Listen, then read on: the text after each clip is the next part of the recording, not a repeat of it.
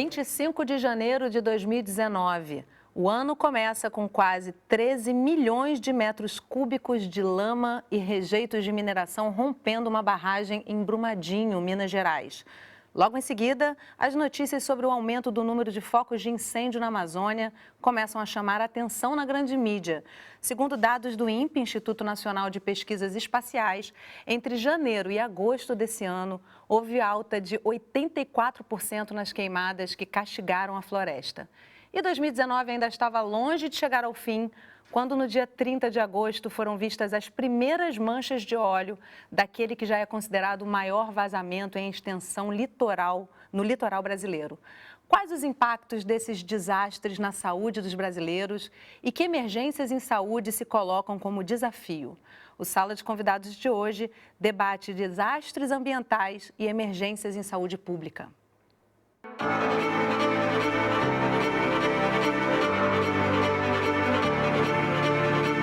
O setor público é quem tem que gerenciar esse problema.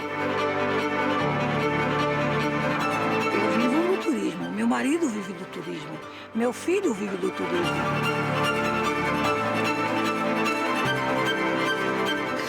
Da onde eu vivo, é da onde eu tiro o sustento de meus filhos.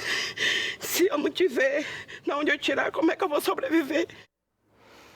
Comigo no estúdio para essa conversa, Carlos Machado, coordenador do Centro de Estudos para Emergências e Desastres em Saúde, o CEPEDES da Fiocruz. Glória Teixeira, professora titular em Epidemiologia do Instituto de Saúde Coletiva da UFBA. Paulo Pena, professor titular da Faculdade de Medicina da UFBA, Universidade Federal da Bahia. O programa de hoje foi excepcionalmente gravado e, por isso, não estamos recebendo perguntas e comentários pelas nossas redes sociais. Terra, fogo, ar e água foram atingidos em desastres ambientais de proporções inéditas no Brasil esse ano. Algumas das consequências na saúde da população foram imediatas. Outras virão a longo prazo e podem ser difíceis de prever.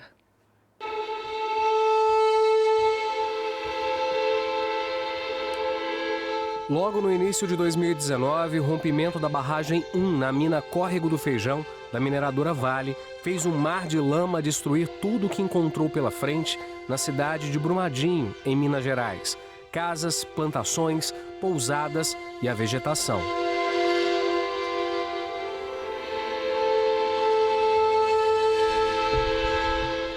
Segundo a empresa, cerca de 300 funcionários estavam trabalhando no local no momento do rompimento. 254 pessoas morreram e 16 pessoas estão desaparecidas. Um alerta foi emitido pela Fiocruz para os cuidados com o aumento de doenças já existentes na região, como a leptospirose e a dengue. Na época, foi realizada uma campanha para vacinação contra a febre amarela. Na Amazônia, os focos de incêndio foram os mais numerosos dos últimos 9 anos para o mês de agosto. Segundo dados do Instituto Nacional de Pesquisas Espaciais, o INPE, nas terras indígenas da Amazônia Legal, o aumento do desmatamento foi de 65%. O processo de ocupação da Amazônia, ele segue uma lógica de desmate, queima e apropriação de terra. Nesse ano, no início do ano, ocorreram algumas controvérsias contra os sistemas de alerta de desmatamento. Em parte, isso contribuiu para o aumento do processo de desmatamento em algumas áreas e a sequência desse processo de desmate é a queima da Amazônia. O pesquisador do ICICT Fiocruz conta que participou da comissão responsável por fazer um relatório para o Observatório de Clima e Saúde sobre as queimadas da Amazônia e os impactos na saúde. O documento aponta um aumento na incidência de doenças respiratórias. Nós fizemos um alerta, também fizemos um boletim de alerta sobre a ocorrência de doenças relacionadas à poluição atmosférica na Amazônia e a gente identificou que a maior parte dos focos de queimada na Amazônia ocorreram em áreas de desmate que foram apontadas pelo sistema DETER, que é um sistema do INPE, que gera alertas para os sistemas de prevenção de desmatamento do IBAMA. O petróleo cru também tem afetado a vida nas cidades litorâneas. Desde o final de agosto, manchas de óleo atingiram os 9 estados do Nordeste e já chegam no litoral do Sudeste. Pesquisadores da Universidade Federal da Bahia, a UFBA, encontraram presença do óleo nos aparelhos respiratórios de peixes e mariscos recolhidos em locais atingidos, em Praia do Forte, Itacimirim e Guarajuba. Um desastre que pode se tornar invisível aos olhos e segue com muitos pontos de interrogação.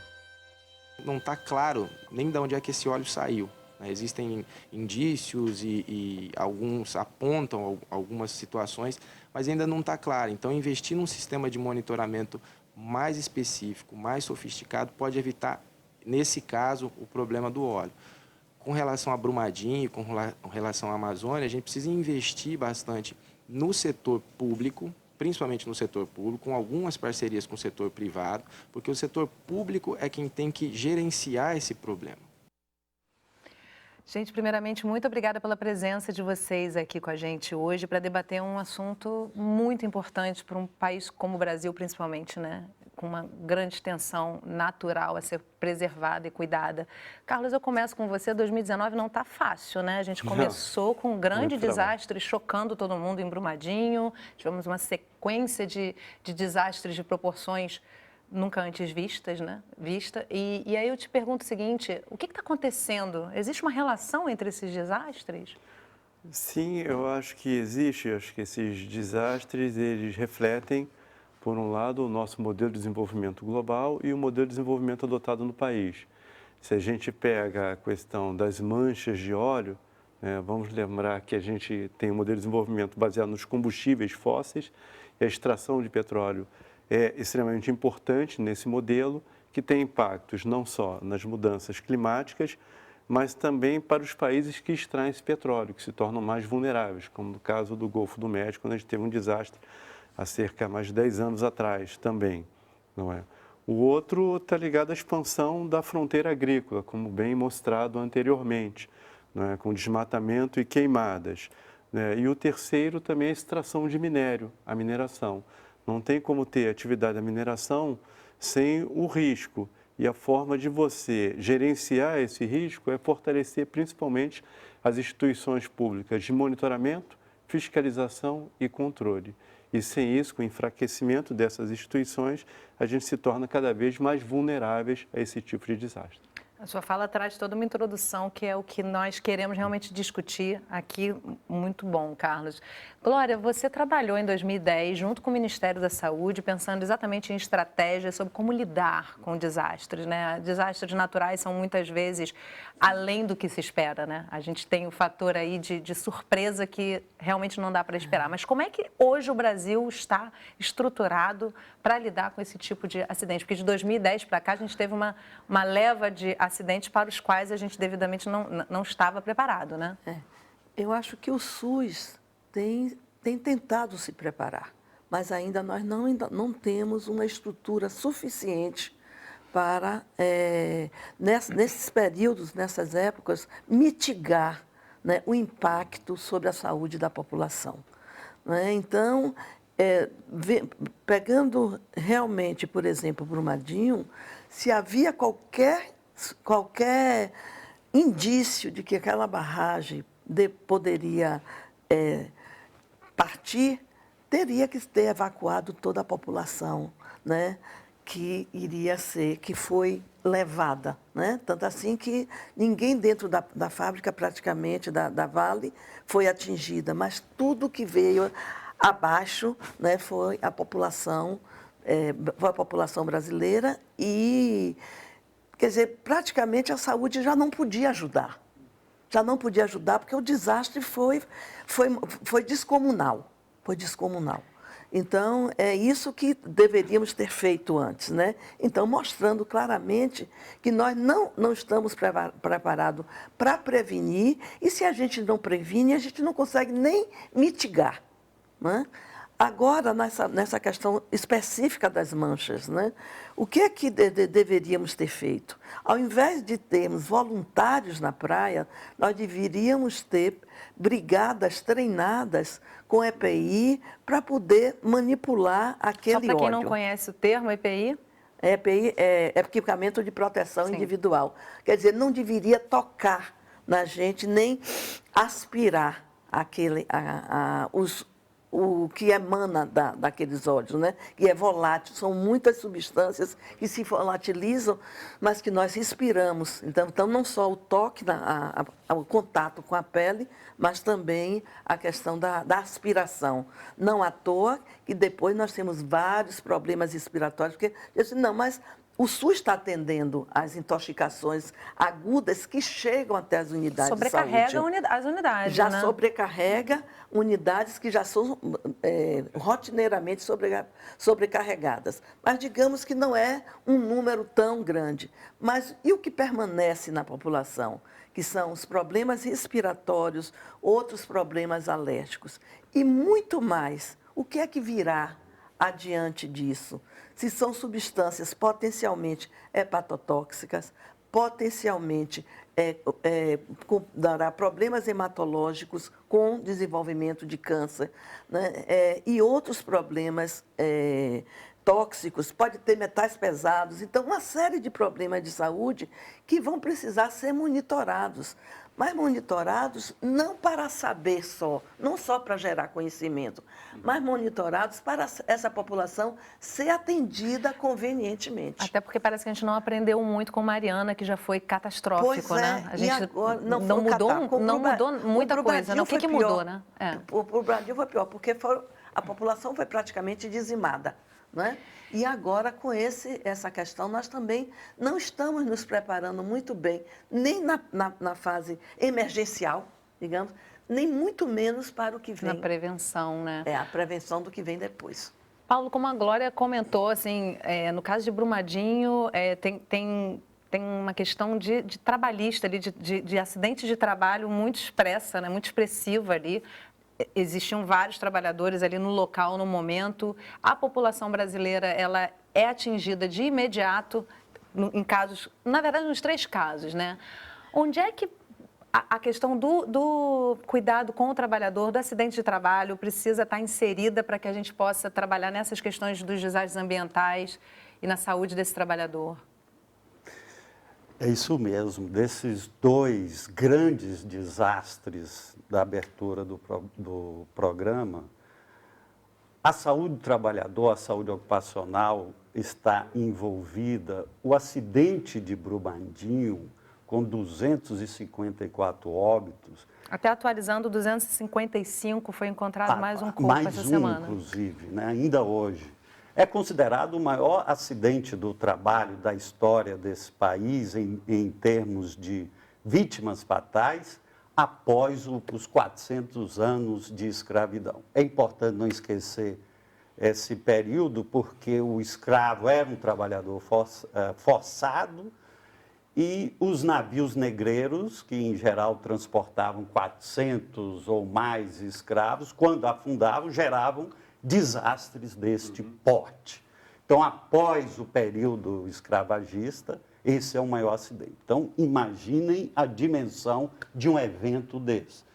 E em relação ao derramamento de óleo, nós temos aí categorias imensas. São aproximadamente 200 mil trabalhadores artesanais e ocupacionalmente ou potencialmente expostos nos 11 estados do Brasil.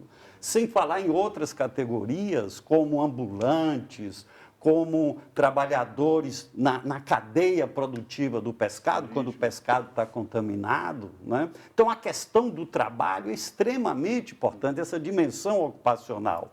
E nessas duas situações, o setor saúde, não só o SUS, não teve o preparo suficiente, não só do ponto de vista de recursos humanos, mas do ponto de vista da estrutura regimental, para que as ações de saúde do trabalhador, do ponto de vista preventivo e do ponto de vista de minimização de danos, estivessem presentes, né? Mas também em relação ao Ministério do Trabalho, ou o antigo Ministério do Trabalho, perdão, que a área de segurança e saúde do trabalhador, por meio das orientações da própria OIT, em termos de acidentes ampliados, demandam que o país esteja preparado para esses grandes desastres no mundo do trabalho.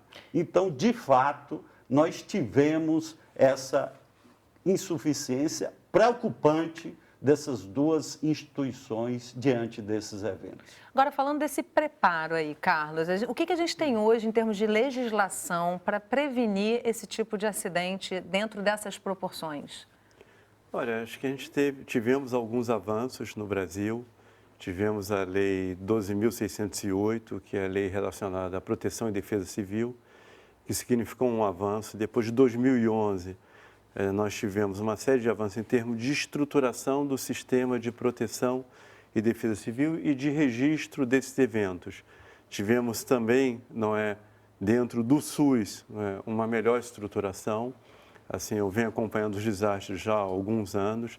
Se eu comparo o que aconteceu em 2011, e o que aconteceu, por exemplo, em Brumadinho, eu vejo o SUS muito melhor estruturado, aprendendo com os desastres. Agora, eu acho que nós estamos diante de situações que nos obrigam a repensar e se reestruturar o tempo inteiro, porque o desastre, por natureza, ele é um evento desorganizador.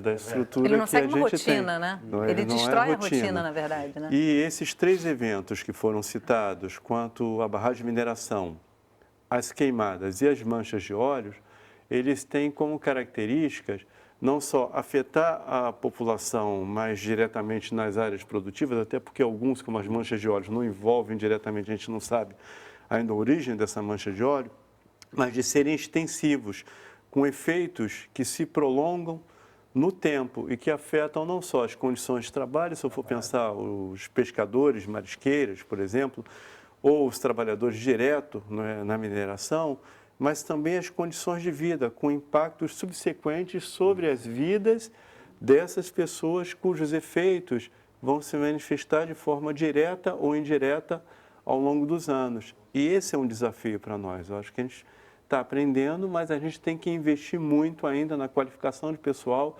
estrutura, sistemas de monitoramento e alerta e, principalmente, capacidade de preparação e resposta nos estados e municípios. Agora, vamos considerar que quando a gente consegue ver a mancha de óleo, é bom, a gente percebe. E quando a gente não percebe, né, Glória, o que acontece? Porque, como foi dito na reportagem, né, às vezes vai ficar invisível aos olhos, o que não significa que consumir aquele pescado, por exemplo, não esteja fazendo mal para a saúde no curto, médio e longo prazo, né? E daí a necessidade, né, de não só coletar as amostras, mas comparar com o pescado longe da mancha, né, onde não aconteceu mancha, fazer tipo, digamos, um estudo caso-controle, né, porque é importante que colete muitas amostras em vários pontos. Isso está sendo feito? Isso está sendo feito? Está sendo feito, mas uma coisa muito restrita. Entendeu? Porque o desastre foi muito amplo. Então, o que está acontecendo, às vezes, no pescado, digamos, de uma água mais profunda, é completamente diferente do pescado do mangue.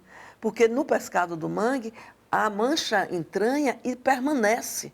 É diferente de no pescado mais fora, digamos, mais longe da praia, né? Que fica mais longe da praia, né? E esse pescado dos mangues, eles sustentam inúmeras, milhares de famílias de marisqueiras, da pescaria artesanal. Então, e isso é importante, quer dizer, a população está dizendo, bem, eu não vou consumir. Outro dizem, não, que nada, isso não tem nenhum problema, consome. Mas, de qualquer maneira, o que se está sendo pescado não se consegue vender. Então, a saúde das marisqueiras, dos pescadores, está sendo atingido do ponto de vista da segurança alimentar. Nós temos que lembrar disso. Com certeza. É segurança alimentar e não só isso, é a questão da saúde mental. A saúde mental não só pela própria inalação, mas a saúde mental por conta da dificuldade, da insegurança, quer dizer, desorganiza, não é só o sistema de saúde, não é só o sistema de governança, desorganiza a família, desorganiza a pessoa, as pessoas, as famílias. Isso tem que ser enfrentado. E observado, né? Ser enfrentado. Agora, tem uma questão polêmica que é com relação ao estado de emergência, né, no sentido estrito da palavra, né, em que momento efetivamente um desastre ambiental se torna uma emergência e deve ser colocada essa proposição de decretar um estado de emergência? Quais são os prós e os contras que podem estar envolvidos nessa... Eu sei que é polêmico isso, queria justamente tratar disso para a gente saber o que envolve cada lado. Começo com você, Paulo. Qual é a sua visão sobre essa opção? Evidentemente, o Carlos Machado, um grande especialista em torno disso, além de Glória Teixeira também, mas me permita trazer elementos sobre isso do que nós vimos, reuniões com 300 pescadores desesperados, etc. Em primeiro lugar, a escala, como já foi dito, desse acidente. Quase 69% da costa litorânea brasileira potencialmente assistida. 803 localidades contaminadas pelo óleo. Essas 803 localidades significam locais de trabalho de pescadores e de marisqueiros. É como se tivéssemos uma comparação, 800 indústrias com áreas contaminadas nesse país. Ou seja, é uma escala imensa, sem falar no que já foi dito em termos dos riscos do consumo de segurança alimentar para a população, da frequência de banhistas nessa praia, repito, aproximadamente 200 mil pescadores envolvidos. Além do mais, mulheres, crianças podem se expor ao óleo, que significa resíduos de de hidrocarbonetos aromáticos, por exemplo, ou componentes de hidrocarbonetos aromáticos, que além de cancerígenos, podem causar malformação, podem causar distúrbios em termos reprodutivos, alterações, enfim, um conjunto de efeitos toxicológicos. Né? E essas populações, além dos voluntários que se jogaram despreparados, como já foi dito, para a limpeza desse evento. Então, a escala é imensa, as incertezas também, qual a perspectiva desses efeitos nessa população. Tudo isso está além da capacidade das rotinas do serviço de saúde. O que acontece quando se solicita, se coloca o estado de emergência? De emergência, exatamente. Isso justifica retorno se coloca? A necessidade de que seja declarado o estado de emergência, porque os serviços de saúde não estão preparados para esse, digamos assim, transbordamento de demandas imediatamente. Mas, então, Paulo, na hora que você decreta o estado de emergência, o que essa população recebe? Só para ficar claro para quem está assistindo a gente, né? Okay. Decretou o estado de emergência. Imediatamente, a organização de serviços, no sentido, por exemplo, a necessidade de disponibilidade de recursos financeiros para isso.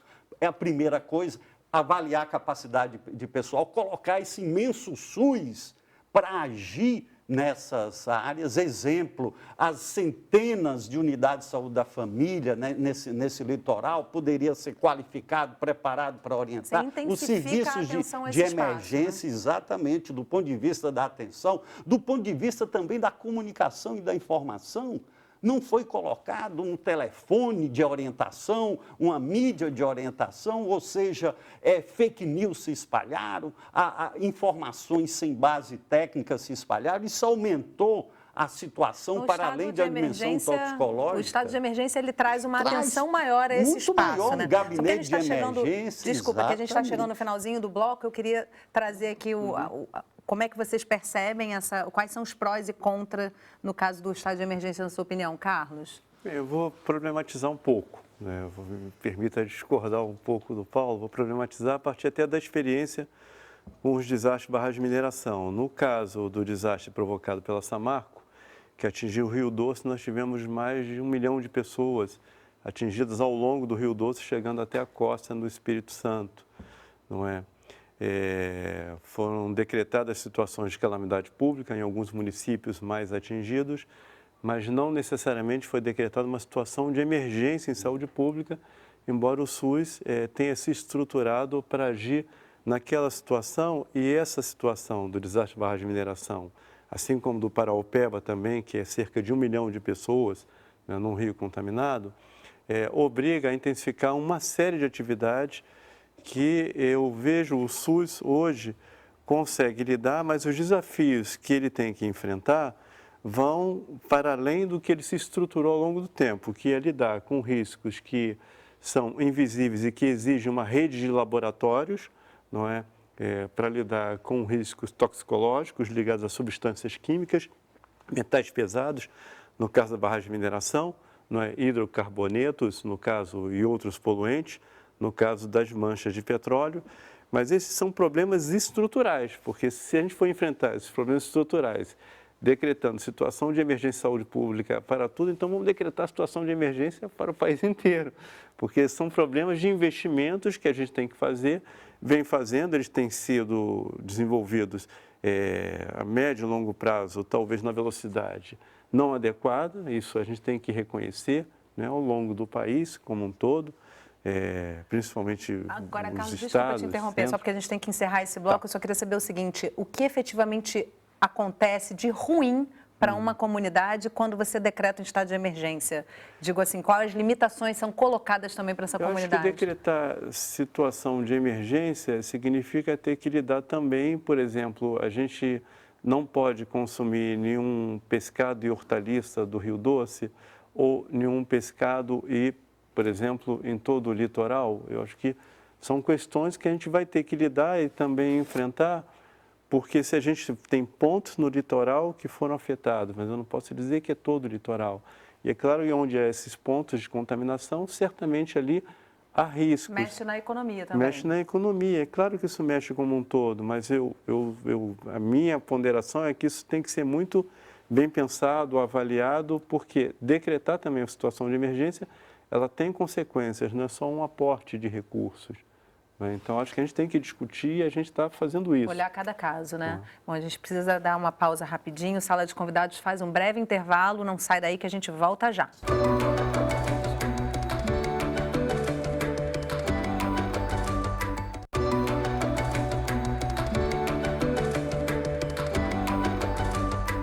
O Sala de Convidados está de volta conversando sobre desastres ambientais e emergências em saúde pública. No estúdio comigo para essa conversa, Carlos Machado, coordenador do Centro de Estudos para Emergências em Desastres em Saúde, o CEPEDES da Fiocruz. Glória Teixeira, professora titular de Epidemiologia do Instituto de Saúde Coletiva da UFBA, Universidade Federal da Bahia. E Paulo Pena, professor titular da Faculdade de Medicina da UFBA. Antes da gente chamar a matéria desse bloco, Glória, eu queria que você trouxesse a sua opinião aí sobre esse debate da questão da situação de emergência e estado de emergência, até trazendo essa diferenciação, né? É diferente situação de emergência ou estado de emergência, esse decreto. Veja só, que é uma emergência, isso ninguém pode ter nenhuma dúvida. É uma emergência. Agora, declarar uma calamidade pública, deve-se declarar uma calamidade, uma emergência e a calamidade.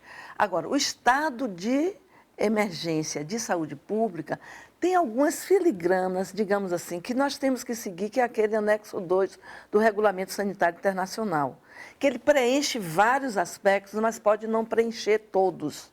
Mas isso não tem importância. O que a gente tem que entender é o que é melhor para a população. E, às vezes, eu fico me perguntando, bem, se houvesse sido decretado o estado de emergência de saúde pública, que a gente chama SPIN, né? Seria muito bom por conta porque o governo federal teria que liberar recursos para os municípios atingidos, né, e esse recurso emergencial que já fica no orçamento reservado para as emergências de saúde pública, assim como tem os de calamidade. Os de calamidade também, por exemplo, na Bahia, decretou estado de calamidade em vários municípios da Bahia por conta da seca, né? Então, também por conta da mancha de óleo. Mas o estado, o que para mim é preocupante é ter que ter início, meio e fim. E a gente não sabe quando vai ser o fim desta calamidade, desse desastre. Por exemplo, quando houve, acho que 2017, 2018, se decretou o fim do estado de emergência da microcefalia, eu fiquei, e muita gente ficou muito preocupado. Por quê? Porque ia retirar aqueles recursos adicionais para cuidar do que ficou, que é permanente, que são as crianças atingidas, são as famílias atingidas. Então, para mim, é somente esse que deveria ter. É polêmica a questão, né? É né? polêmico. No meu entendimento, fazer uma última palavra deveria ter o recurso emergencial e mesmo depois de parado, ele tinha que ter continuidade para pensar a médio prazo, pelo menos, médio e a longo prazo. É somente isso. Paulo, Agora, só que pra uma gente emergência é. concluir essa parte da questão aqui. Me permita, Carlos Machado, realmente há problemas estruturais, mas uma situação de emergência, além do que Glória falou, em termos de aporte de recursos, permitiria atenuar exatamente essas questões estruturais. Por exemplo, na área ambiental foi declarada uma situação de emergência na área ambiental. E a área ambiental tem suas deficiências estruturais também. Então, diante de populações vulneráveis, no meu entendimento, haveria necessidade dessa declaração. A nossa reportagem foi ao litoral da Bahia conhecer 2 comunidades que vivem nesse momento sob impacto do vazamento de óleo. O sol estava despontando no céu quando nossa equipe se despediu de Salvador. Foram 2 horas até a cidade de Valença. Aqui, pegamos uma lancha. No porto, barcos e mais barcos de pesca surgem no horizonte. Aos poucos, a paisagem foi se transformando e o verde do manguezal surge nessa mistura de água doce e salgada.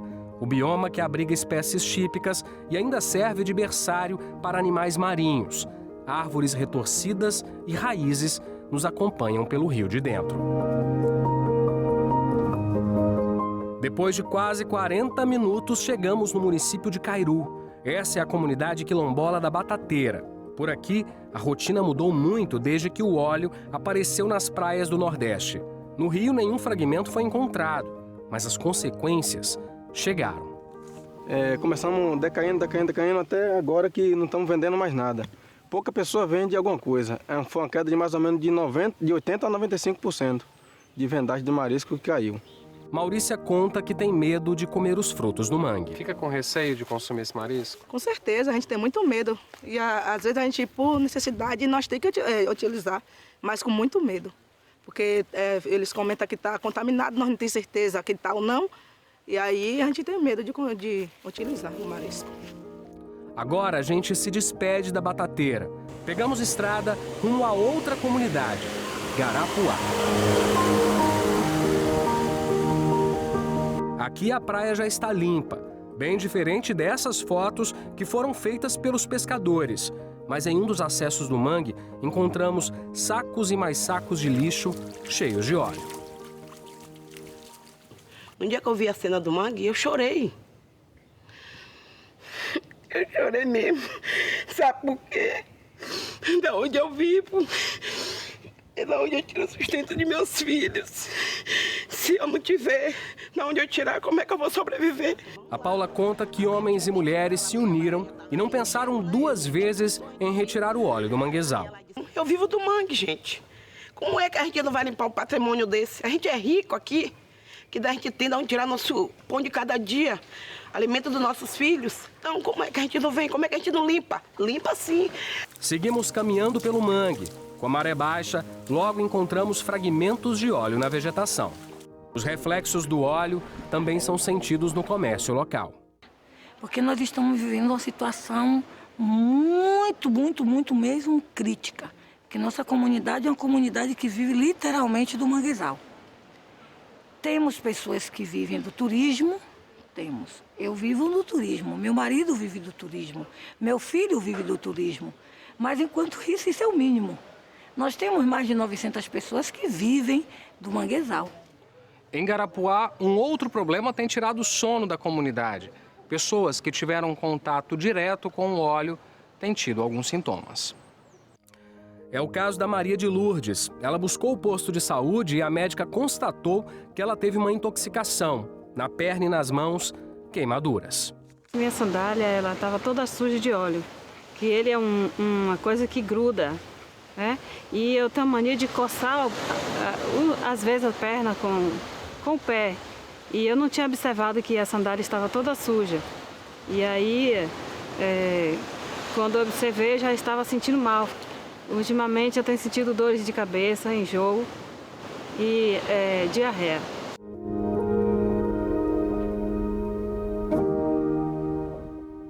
Durante esse tempo todo que o óleo chegou, as comunidades daqui da Bahia toda estão se organizando, fazendo audiências públicas, em outubro ocuparam a sede do IBAMA em Salvador, já teve 3 audiências públicas, o pessoal também ocupou o INEMA como forma de pressionar os poderes públicos que, quando aparece, é mais para sair em foto, para divulgar que está fazendo alguma coisa, mas pouco foi feito pelos poderes públicos. Né? De tocar, de cortar o coração, ver a Marisqueira falando, né? O quanto que isso impacta ali, como você disse no primeiro bloco, né, Glória? Assim, como não pensar na saúde mental dessa Marisqueira também, além do que está ali posto diante dos olhos da gente, né? E eles fazem aquela colocação de que muitas vezes não está sendo visto ali o óleo, mas o impacto é imediato não só na questão alimentar, mas na questão do turismo, né? Carlos, a Fiocruz emitiu uma nota trazendo um olhar sobre essa situação e meios para a Fiocruz poder contribuir para reverter essa situação. O que está sendo feito efetivamente nesse momento? Qual é a contribuição da Fiocruz? A Fiocruz está se organizando em termos dos seus laboratórios, né, no sentido de auxiliar.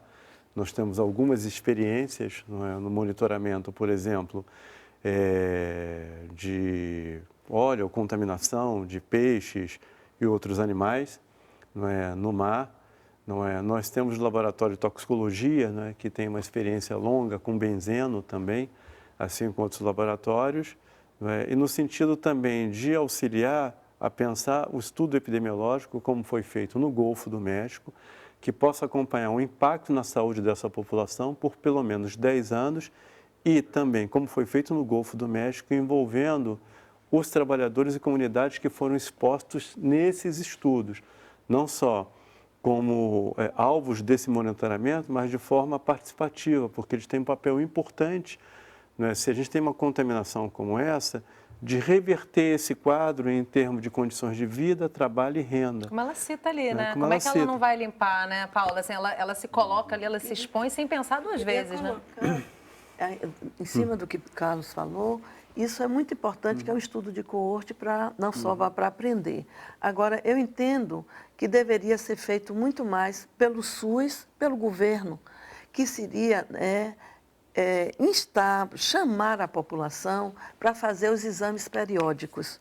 A população exposta deveria fazer exames periódicos, porque, por exemplo, o pouco que eu não trabalho com toxicologia, mas, por exemplo, são exames relativamente simples, hemograma, TGO, enzimas hepáticas e tudo, que pudesse ser feito periodicamente. Não adianta dizer, isso pode ser feito na rede básica, porque a rede básica não tem capacidade de absorver tudo. Então, deveria ter unidade de referências não é em cada, mas para as localidades que foram atingidas, para que a população que se expôs pudesse fazer o monitoramento para ser adequadamente e precocemente atendida.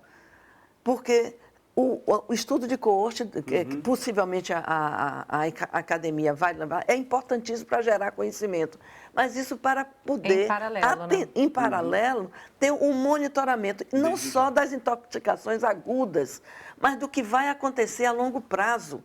E isso precisa ser feito um sistema, né, de acompanhamento e de informação para a população para poder fazer diagnósticos precoces.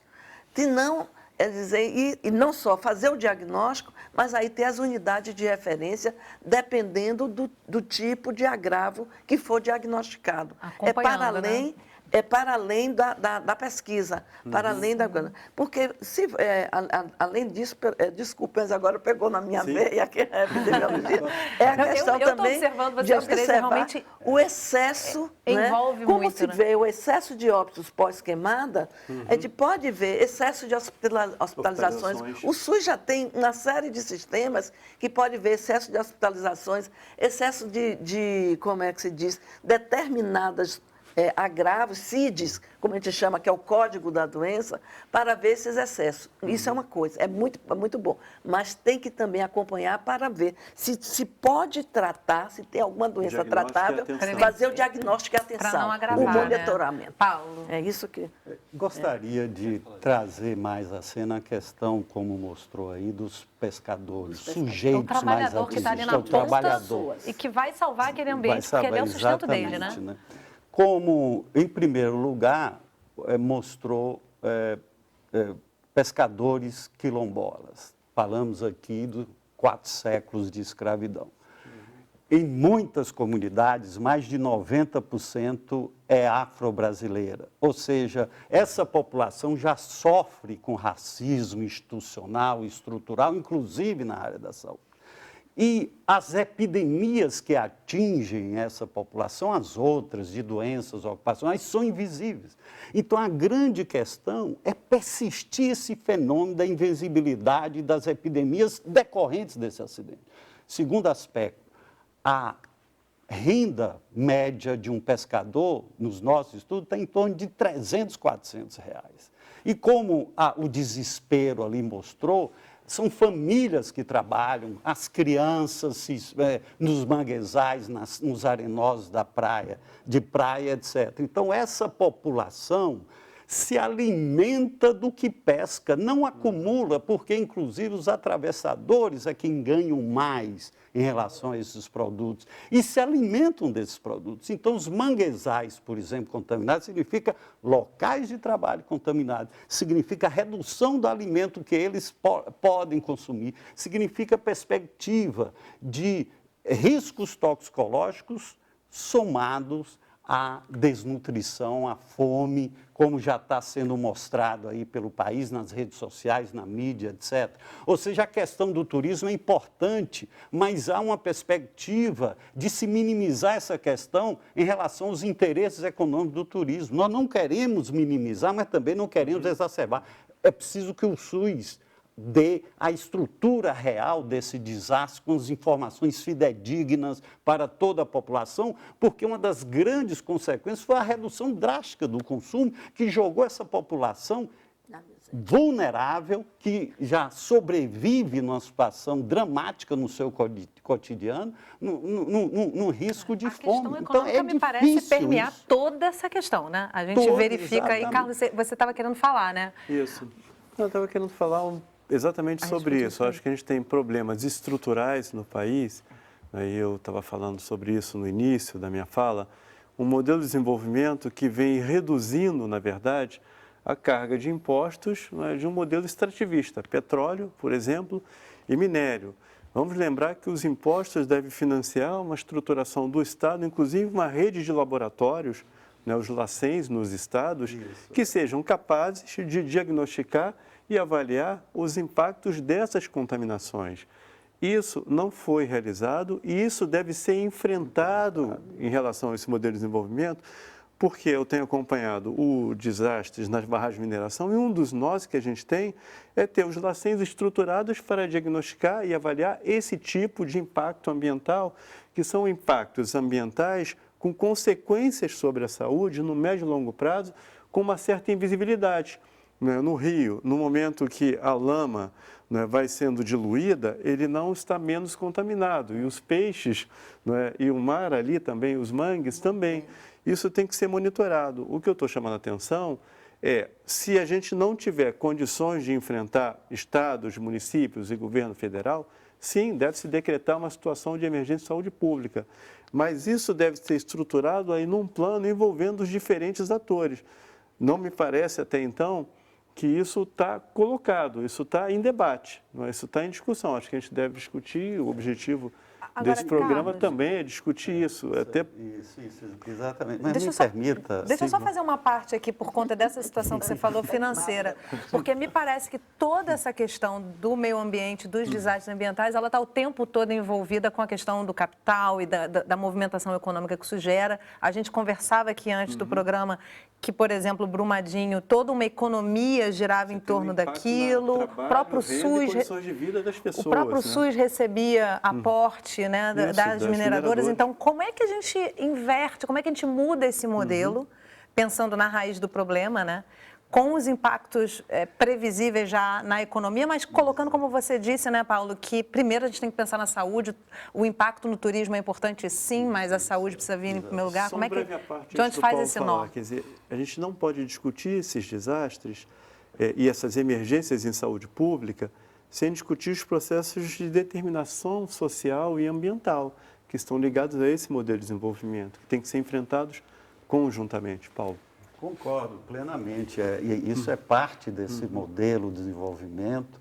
Há também discursos que minimizam os efeitos do setor petrolífero e da indústria petroquímica, né? Então, tivemos nos anos 90 a crise do benzenismo, né? Enquanto os trabalhadores da área petroquímica, inúmeros casos de câncer ocupacional. E siderúrgicas. E siderúrgica também. E hoje também a parte dos postos de combustíveis, ou seja, há uma tendência a minimizar esses efeitos. Entretanto, a própria legislação de segurança e saúde no trabalho estabelece que os trabalhadores expostos ao benzeno devem ser acompanhados, inclusive, por vigilância hematológica, e podemos acrescentar a necessidade também de vigilância neurológica, e os prontuários devem ser guardados por 40 anos nas empresas. Ou seja, é o risco de efeitos a longo prazo, câncer, etc., que é esse período de latência.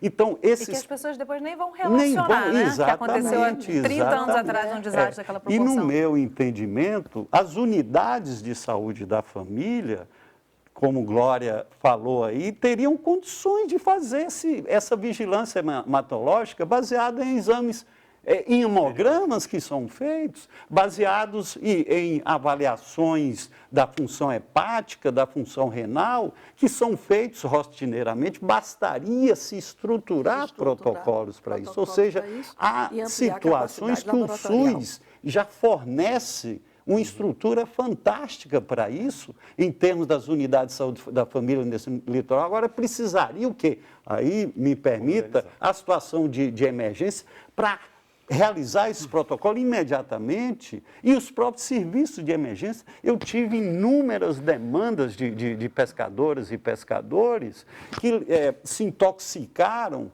como voluntários, no desespero, como vocês viram aí, foram às emergências, os médicos não sabiam o que fazer. Não sabiam o que fazer, ou seja, e isso 40 dias após o acidente, nenhuma estrutura de orientação para esse serviço de emergência, nenhuma estrutura para atenção básica, ou seja, super importante, há Paulo. possibilidade, há possibilidade sim de utilizar a estrutura do SUS, desde que seja organizado imediatamente para isso, no sentido de minimizar esses efeitos. Fortalecendo o SUS. Eu queria lembrar aqui que na Indonésia, quando houve esse tsunami, né, uma menina, por conta do que aprendeu na escola, saiu avisando a todo mundo, olha, está vindo um tsunami, muita gente se salvou. Não sei se vocês lembram desse caso, né? A gente tem algum tipo de programa, vocês conhecem algum local no Brasil que tem algum tipo de programa que ensine as crianças e as famílias a lidarem com questões ambientais e possíveis desastres? Porque, assim, a gente está lidando esse ano com 3 desastres, como eu citei, né, no início do programa. Água, fogo, ar, todo o nosso sistema está envolvido. No Rio a gente sofre com as enchentes e, no entanto, parece que não se cria uma cultura, como o Paulo está dizendo, não só para os médicos e todos os profissionais envolvidos nesse atendimento, mas também social mesmo, né? Nas famílias, nas crianças. Vocês conhecem algum tipo de programa, de projeto realizado nesse sentido? Existem programas de defesa civil na escola, não em Santa Catarina, no Rio de Janeiro, em Minas Gerais, em alguns municípios, mas muito focado em desastres naturais, de origem natural. E a gente não tem nada preparado para essas situações que, embora pareçam novas, elas já estavam presentes, porque petróleo e minério, nós já tivemos outros desastres anteriores, como o da Baía de Guanabara em 2000, por exemplo. Né? Diga-se, não deveria ser considerado de forma alguma um desastre. É ambiental, então, mas não é natural. Eu acho assim, o que esse desastre com derrame de petróleo nos traz é um alerta, por exemplo, todos os estados que estão vulneráveis ao pré-sal têm que ter uma preparação diferenciada. Né? Nós temos Angra dos Reis aí que tem, por exemplo, a questão do petróleo, de um terminal de petróleo, de transbordo de petróleo da Petrobras. Não é? Ainda temos a usina nuclear também. Então, assim, o Brasil tem o desafio de se estruturar, estados, municípios e governo federal, para esses eventos que eles desafiam a compreensão e a estrutura que a gente tinha até então. Né? E eu acho que a gente deve pegar esse derrame de petróleo e discutir e avançar nisso mesmo, né? Porque eles desafiam as formas tradicionais que a gente tinha de lidar, até para avaliar se é o caso de decretar ou não situação de emergência, ou por estados ou por nível federal, como foi febre amarela decretada. Não é? Situação de emergência em Minas. Do fortalecimento do Sistema Único de Saúde, né? Que ao invés de ter retração de recursos, deveria ampliar recursos, especialmente nessas áreas de desastre. Quer dizer, porque não basta ter equipe de saúde, tem que ter a equipe e mais a retaguarda laboratorial. E depois da retaguarda laboratorial, os casos que forem diagnosticados, terem as unidades de referência para serem atendidos. Isso tudo significa uma rede de fortalecimento, como o SUS funciona e que deve funcionar cada vez melhor. Agora, voltando ali para um tópico que a gente falou no primeiro bloco, Glória, o SUS funciona rotineiramente de uma forma e no momento em que você tem um desastre como esse, ele é impulsionado a agir sob uma nova situação, né? Mas eu acho que é muito complicado depois isso, de passar digamos assim, a passagem da mancha, vai ter que ser rotina. Vai ter que ser rotina. E esses recursos adicionais devem ser sustentados e não só depois que passar a mancha. É isso que eu estou pensando, que a gente tem que ter uma coisa mais permanente. Deveria ter tido recurso adicional e mais depois o recurso permanente. Porque a gente tem de fortalecimento, pelo menos, das localidades atendidas. E nesses municípios e praias, a gente tem que ter uma estrutura qualitativamente diferente, com um olhar voltado das outras localidades, das outras praias e municípios que não tiveram. Aprendendo com cada situação. Gente, eu infelizmente tenho que encerrar o programa. Acho que a conversa, o tempo passa rápido porque nós temos uma situação muito complexa. O Brasil merece que muitos debates como esse sejam feitos. Eu quero agradecer muito a presença de vocês, com notório saber sobre tudo isso que está acontecendo e como a gente pode utilizar esse conhecimento da academia para poder lidar com esses problemas, né, cuidando da população. Muito obrigada mesmo pela presença de vocês com a gente hoje aqui no estúdio. E eu que agradeço pela oportunidade de conversar com esses dois especialistas, viu? Muito obrigada, gente. Eu também. Essa edição do Sala de Convidados termina aqui e na próxima semana a gente volta ao vivo com um tema relevante para você. Se você quiser rever ou compartilhar esse programa, é só entrar no nosso site, canalsaude.fiocruz.br. Eu conto com a sua participação através das nossas redes sociais na próxima semana. Até lá!